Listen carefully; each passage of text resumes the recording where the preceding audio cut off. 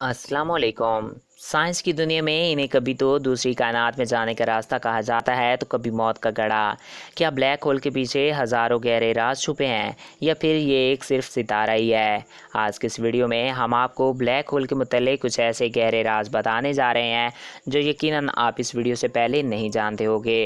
और इसके साथ हम आपको ये भी बताएंगे कि कुरान करीम में 1400 साल पहले ब्लैक होल जैसे सितारे का जिक्र मिलता है।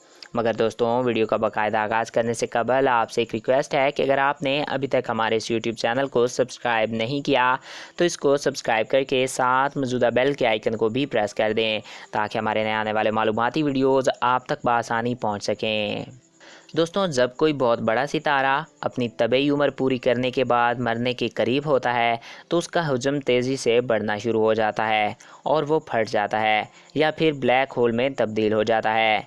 कोई भी सितारा ब्लैक होल तब बनता है जब इस सितारे के तमाम मादे एक छोटी सी जगह पर कैद हो जाएं। मिसाल के तौर पर अगर हम सूरज को चारों तरफ से दबा दबा कर एक टेनिस बॉल जितना कर दें तो ये ब्लैक होल में तब्दील हो सकता है। ब्लैक होल में इंतहाई छोटी सी जगह पे इतने ज़्यादा मादे होने की वजह से इनकी कशिश शक्ल बहुत ही तेज़ होती है कि वो रोशनी तक को भी निगल जाते हैं। ब्लैक होल इस कदर ताकतवर होता है कि पूरे का पूरा सितारा ही निकल जाता है। साइंसदानों के मुताबिक ब्लैक होल एक आसमान से दूसरे आसमान तक रास्ता बनाते हैं और इस बात को 1400 साल पहले कुरान मजीद में भी बताया जा चुका है।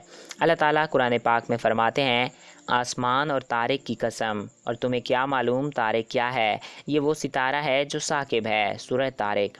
दोस्तों, साकिब अरबी ज़ुबान में आर पार सुराख को कहते हैं और दूध की धार की मानद रोशनी को भी साकिब कहते हैं। कुरान मजीद में इस सितारे की दो खूबियाँ बयान की गई हैं। पहली कि वो तारिक है यानी रास्ता, और दूसरी साकिब होना। साइंसदानों के मुताबिक भी ब्लैक होल में से एक दूध की धार की मानद रोशनी खारिज होती है।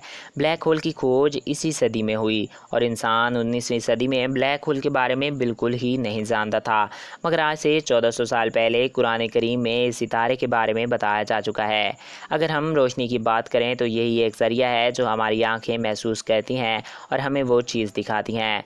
इसमें बाज़ लोगों का ये सवाल भी है कि अगर ब्लैक होल रोशनी तक को निकल जाता है तो फिर ब्लैक होल से रोशनी टकरा कर वापस हमारी आंखों तक नहीं पहुंच सकती, तो फिर साइंसदान ब्लैक होल्स को कैसे देख सकते हैं?